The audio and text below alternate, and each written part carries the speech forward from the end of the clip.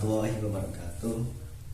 Alhamdulillahirrabbilalamin. Wassalatu wassalamu ala rabbil anbiya wal mursalin sayyidina wa maulana Muhammadin wa ala alihi wa sahbihi ajmain, amma ba'du. Puja dan puji syukur kehadirat Allah Subhanahu wa taala yang telah memberikan kita rahmat serta karunia-Nya, dan tidak lupa salawat salam tetap tercurahkan kepada baginda Nabi Muhammad SAW. Kali ini saya akan membawakan tema yang berjudul Mengenal Lebih Dekat dengan Ikhtiar. Saya mengambil dari buku ini, atau kurang lebih jelas dari ini, yang pengarangnya yaitu Abdullah Gimnastiar. Oke, langsung saja kita mulai. Pengertian ikhtiar.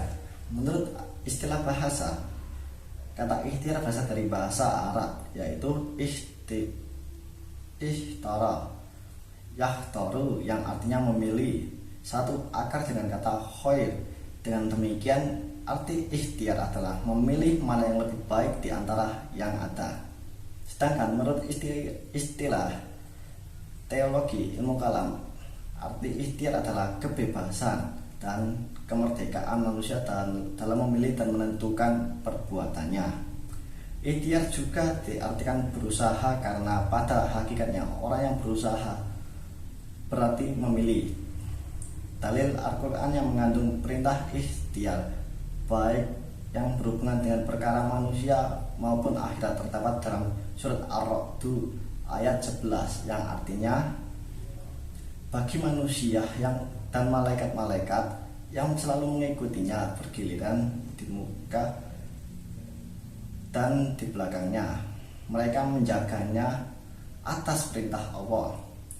Sesungguhnya Allah tidak merubah keadaan sesuatu kaum sehingga mereka merubah keadaan yang ada pada diri mereka sendiri. Dan apabila Allah menghendaki keburukannya terhadap suatu kaum, maka tak ada yang dapat menolaknya, dan sekali-kali tidak ada pelindung bagi mereka selain Dia.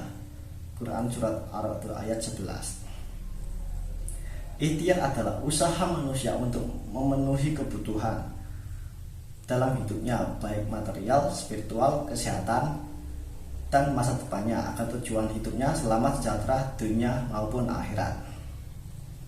Ikhtiar juga dilakukan dengan sungguh-sungguh, seperti sepenuh hati dan semaksimal mungkin sesuai dengan kemampuan dan keterampilan. Tetapi bila usaha gagal, hendaknya tidak berputus asa.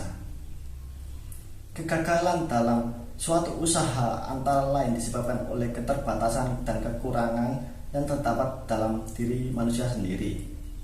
Apabila gagal dalam suatu usaha, setiap muslim dianjurkan untuk bersabar, karena orang yang sabar tidak akan gelisah dan berkeluh kesah atau berputus asa.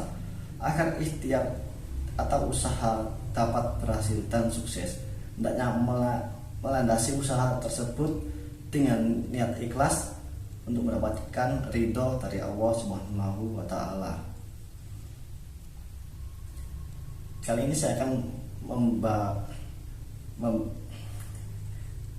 menjelaskan bentuk-bentuk ikhtiar. Bentuk-bentuk ikhtiar yaitu ada 4.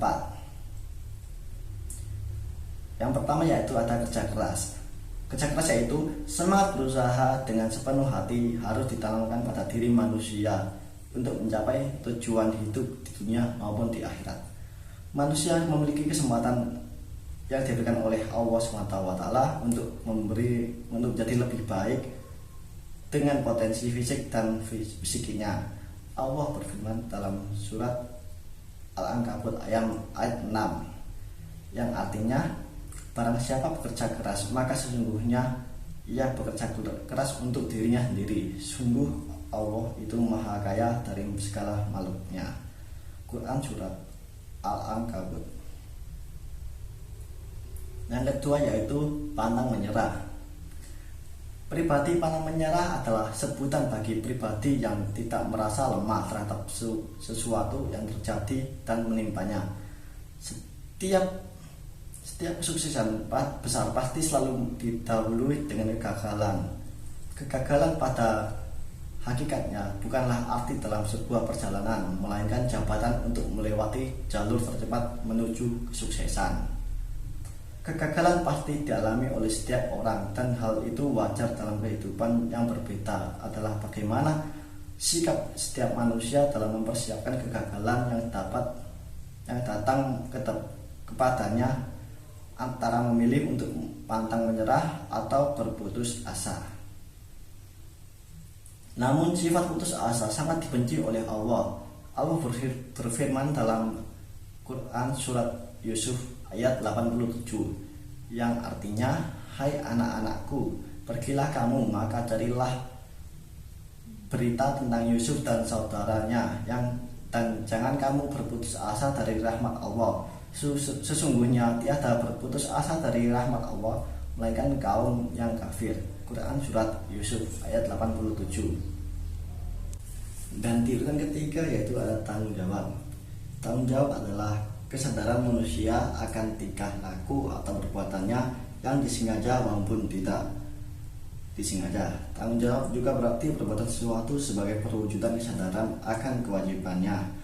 Maka dari itu, tanggung jawab merupakan sikap dan perilaku manusia untuk melaksanakan tugas dan kewajiban yang seharusnya dilakukan terhadap diri sendiri, masyarakat, lingkungan, negara, dan Tuhan Yang Maha Esa.